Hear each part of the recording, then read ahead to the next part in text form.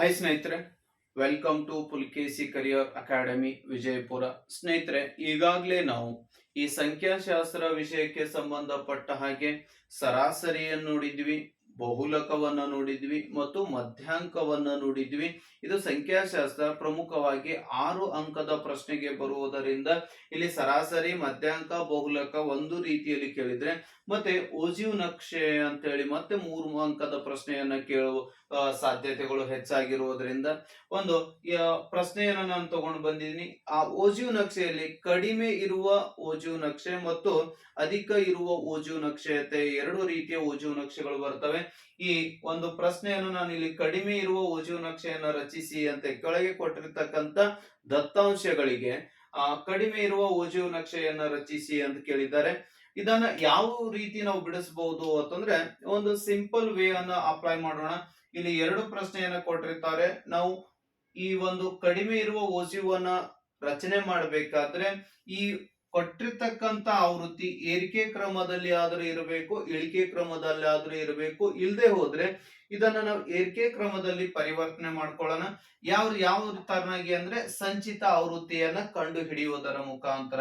ಸಂಚಿತ ಆವೃತ್ತಿಯನ್ನ ಕಂಡು ಹಿಡಿಬೇಕು ಅಂದ್ರೆ ಈಗಾಗಲೇ ತಿಳಿಸಿರುವ ಹಾಗೆ ಮಧ್ಯಾಂಕದಲ್ಲಿ ನಾವು ನೋಡಿದ್ವಿ. ಈ 9 ಆಸ್ ಇಟ್ ಈಸ್ ಬರುದು.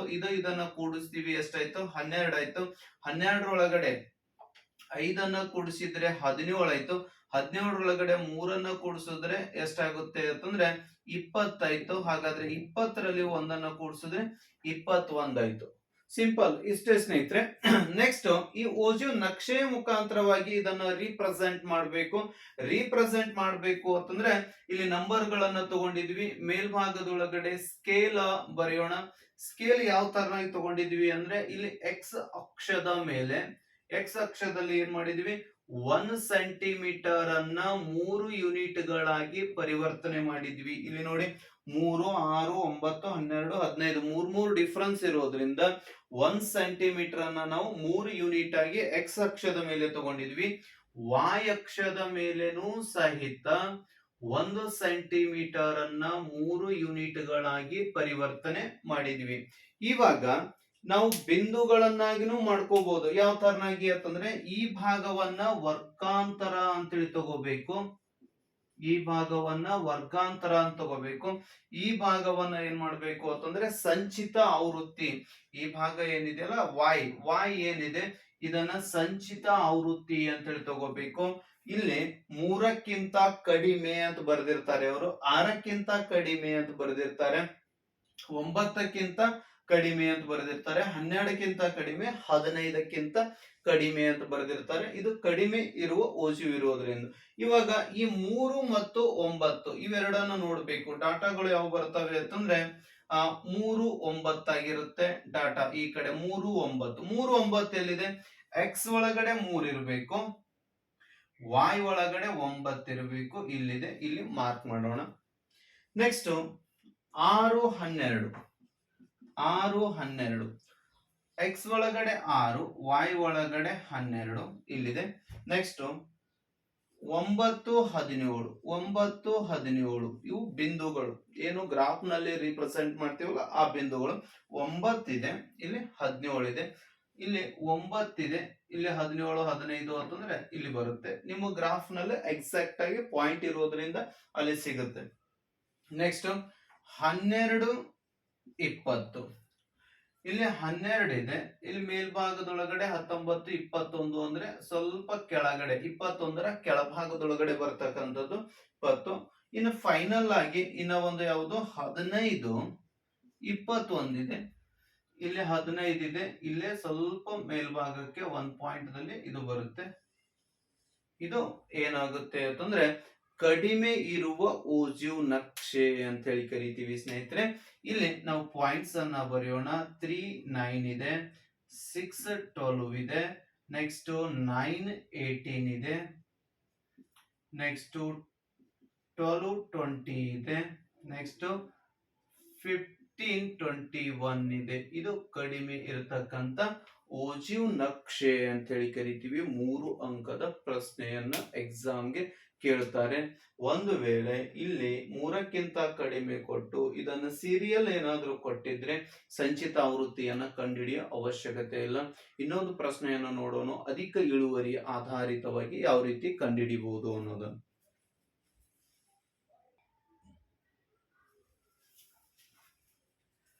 ಈ ಎರಡೇ ಪ್ರಶ್ನೆಯನ್ನು ನೋಡೋಣ. ಯಾವುದು ಅಧಿಕ ಇರುವ ಊಜಿವನ್ನ ರಚಿಸಬೇಕು. ಅವರು ಇಲ್ಲಿ ಇಳುವರಿಯನ್ನ ಕೊಟ್ಟಿದ್ದಾರೆ 50ರಿಂದ 55, ಆವೃತ್ತಿ 2 ಇದೆ.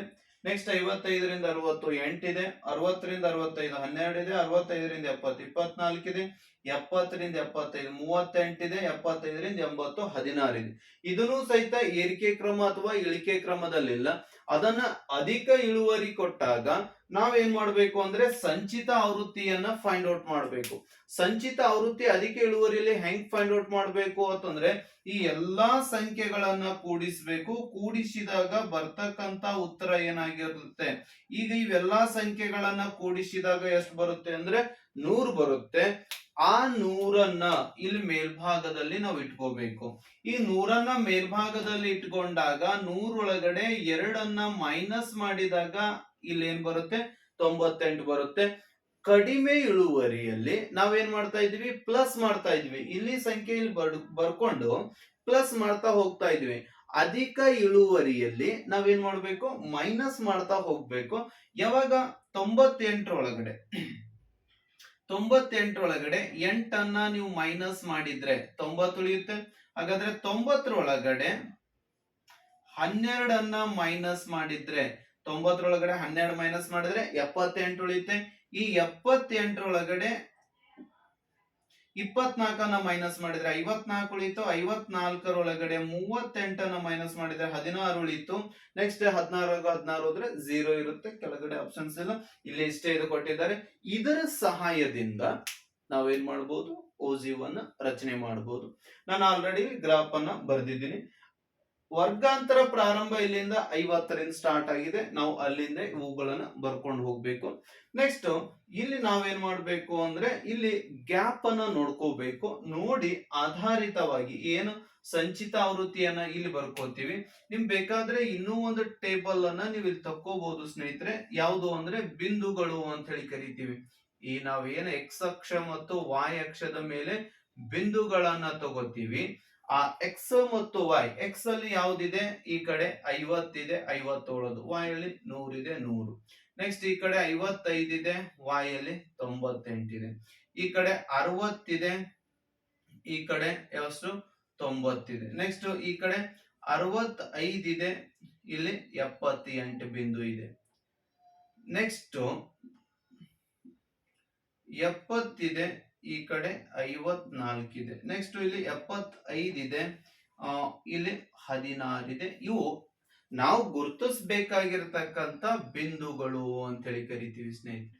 ಈ ಎಕ್ಸ್ ಅಕ್ಷ ಮತ್ತು ವಾಯ್ ಅಕ್ಷದ ಮೇಲೆ ನಾವು ಗುರುತಿಸ್ತಕ್ಕಂತ ಬಿಂದುಗಳು. ಇದು ಬರೆದ್ರು ಬಂತು, ಬರದೇ ಇದ್ರು ಬಂತು, ಬಟ್ ನಾವು ತಿಳ್ಕೋಬೇಕು. ಈಗ ಎಕ್ಸ್ ಅಕ್ಷದ ಮೇಲೆ 50 ಇಲ್ಲಿದೆ, ವಾಯ್ ಅಕ್ಷದ ಮೇಲೆ ಏನ್ ಕಂಡುಹಿಡಿಬೇಕು, 100. 100 ಎಲ್ಲಿದೆ, ಇದೇ ರೀತಿ ಸ್ಟೇಟ್ ಹೋದ್ರೆ 100 ಇಲ್ಲಿ ಸಿಗುತ್ತೆ. ಓಕೆ, 55 ಇದೆ, 92 ಇಲ್ಲಿ 55 ಎಕ್ಸ್ ಅಕ್ಷದ ಮೇಲೆ, ಇಲ್ಲಿ 92 ಅಂದ್ರೆ ಸ್ವಲ್ಪ ಮೇಲ್ಭಾಗದಲ್ಲಿ ಬರುತ್ತೆ 98. ನೆಕ್ಸ್ಟ್ 60 ಇದೆ, 90 60 ಇವಾಗ 90. ನೆಕ್ಸ್ಟ್ 65 78 65 70 ಇಲ್ಲಿ ಬರುತ್ತೆ 78 ಅಂದ್ರೆ ನಿಯರೆಸ್ಟ್ 80 ಇರುತ್ತೆ. ನೆಕ್ಸ್ಟ್ 72 54 70 ಎಕ್ಸ್ ಮೇಲೆ 54 ಇಲ್ಲಿ 50 ಇದೆ, 54 ಅಂದ್ರೆ ಮಿಡಲ್ ಅಲ್ಲಿ ಬಂತು 70. ನಿಮ್ಮಲ್ಲಿ ಗ್ರಾಫ್ ಒಳಗಡೆ ಎಕ್ಸಾಕ್ಟ್ ಆಗಿ ಬರುತ್ತೆ. 75 to 16 75 ಇಲ್ಲಿದೆ, 16 ಅಂದ್ರೆ 10 ಇಲ್ಲಿ ಬರುತ್ತೆ 75 to 16. ಈಗ ಈ ಗ್ರಾಫ್ ಅನ್ನ ಈ ರೀತಿ ಬರೆದಾಗ ಇದನ್ನ ಏನಂತ ಕರಿತೀವಿ ಅಂತಂದ್ರೆ ಅಧಿಕ ಇಳುವರಿ ಇರ್ತಕ್ಕಂತ ಓಜಿವ್ ನಕ್ಷೆ.